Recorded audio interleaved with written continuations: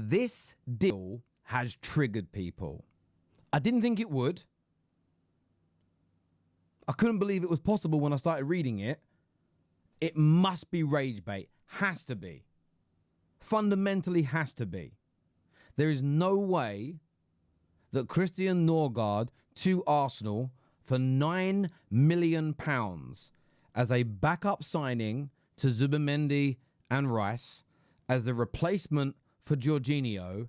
There's no way it has triggered rivals. There's no way it's triggered Arsenal's detractors to this degree. I know people dislike Arsenal. They have no obligation to like Arsenal. I absolutely agree. But what I'm hearing, what I am seeing is somewhat mesmerizing. Hit the like button. Make sure you're subscribing. Welcome to Terry Flewers TV. Let's break the deal down for a moment. This is an excellent piece of business in the context of the age of the player, the price, what he is, his ability, his prem-proven nature, plus the fact that it's so cheap. You weigh everything up, it is an excellent acquisition. Now, to put this into context, because I already know 1 minute and 26 seconds into this video that people are going to start misrepresenting the truth. He's not the Thomas Partey replacement.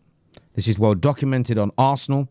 Their approach was Zubimendi is the new main holding midfield player, is the replacement for Thomas Partey, as they were looking to phase Thomas Partey out of the team. Partey has decided not to stay, and we'll move on to that in a moment. Zubimendi is here to replace Partey. Jorginho was always going to leave. What Arsenal were hoping to do was to renew Partey's contract for less wages or the same wages, and essentially downgrade Partey's squad status to that of Jorginho, coming on as a sub, starting in the smaller games, being used a little more sparingly throughout the course of the 25-26 season, especially at his age. Yes, he had a good season last year in terms of availability, but if you look across the last 3 to 4 years in general, the injuries have been a problem. Partey has decided he wants a pay rise if he's going to stay. Arsenal have said no. They're parting way on amicable terms. So now what you're seeing is a replacement for Jorginho purchased because Partey cannot do that job, or isn't going to do that. He can't do the job. He's not going to be there. And Nørgaard is an excellent backup player. It isn't sexy. It isn't a massive name. If this was Arsenal's biggest key marquee signing, I wouldn't be calling it excellent. But it isn't their biggest signing. It's part of the squad build. Nobody loses their mind over backup goalkeepers, third choice goalkeepers. Nobody at Man United all those years ago when I was a kid went crazy because David May was signed as a backup centre-back, as an example. When Liverpool signed James Milner, there wasn't outrage online. This is horrendous. What is going on here? When Man United brought into the football club, an aging Teddy Sheringham to bolster the attacking line, it wasn't seen as mad. When Laurent Blanc came in as an aging player to fill a hole for a period of time, nobody said it was crazy. This has gone on for my entire lifetime, and when you think about your own clubs, you'll understand it. Nørgaard isn't being brought in to be the linchpin of an Arsenal midfield rebuild. The main three midfielders are Odegaard, who I think there's more of a case to talk about replacing him, but Odegaard, Declan Rice, and their marquee midfield signing in Zubimendi. The way I've seen people react to this today has been crazy. Honestly, the gaslighting, and I don't use that word very often, but the gaslighting that I have seen, this is horrendous, shows a lack of ambition. We have still got football fans that live on cloud cuckoo land, that believe that the order of signings is a direct chronological depiction of the priority or importance that summer. This notion is so elementary, so redundant. I cannot believe that grown-ups are still discussing this across social media. I cannot. And by the way, I'm recording this about 2 o'clock in the afternoon. So I don't know what people have said on their shows. I haven't watched anybody else's content. I'm going based off the social media response, the Twitter responses that I've seen. But I'm sure there are going to be some amoebas that say this in the media, that say this in the newspapers, that say this on TalkSport and these types of platforms. This is a very sensible, decent piece of business on a technical level, but it's excellent when you look at the price. It really, really is. An excellent little piece of business in terms of building the quality of the squad.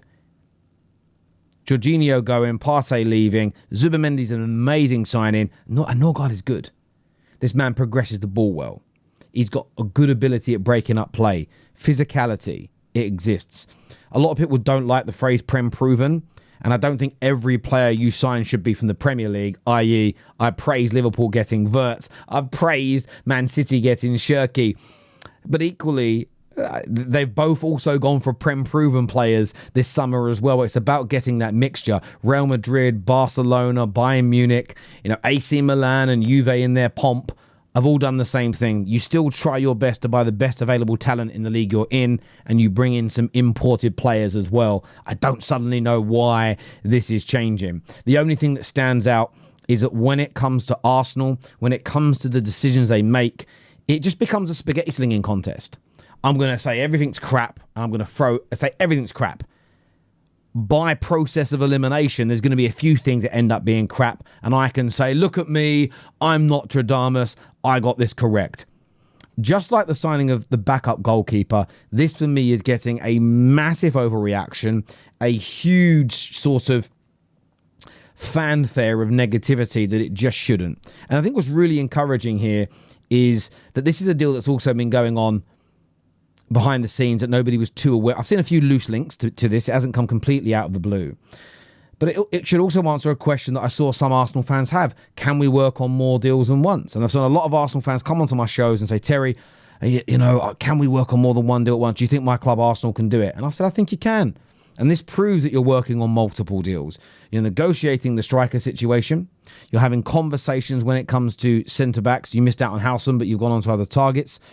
You know that you're looking at left-sided wingers, and that the shortlist is becoming a little bit smaller than it used to be.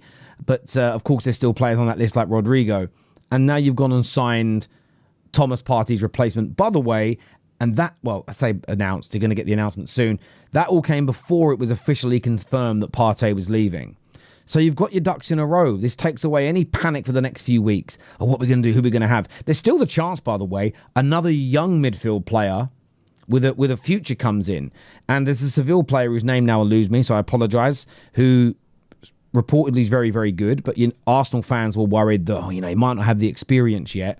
You add him in with a Nørgaard who knows the league, with Zubamendi and Declan Rice that are already experienced, Odegaard that's already experienced, an excellent, the best defensive line in the Premier League who are experienced. Most of the attackers now at Arsenal have experience. I don't see the negativity. Unless you don't like the player, unless you think the player is bad, then say that. Break that down. Leave us your comments and make that make sense to us. I think Nørgaard's a good player. If you watched Brentford last year, always one of their best players. Always a 6.5, 7.5, 8.5 out of 10. Rarely dropping stinkers. Overall, I say it before I say it again, this is an excellent piece of business by Arsenal based on the context of who he is, what he is, the cost and the squad status. That shouldn't be underestimated in any way, any shape or any form to me. Arsenal, listen, the big signings are coming. There's no doubt about it whatsoever. But the reaction to this just proves a long-standing thought that I've had. The hate and fear that people have around Arsenal succeeding is crazy. Hit the like and the share button, please, and we'll see you all again soon.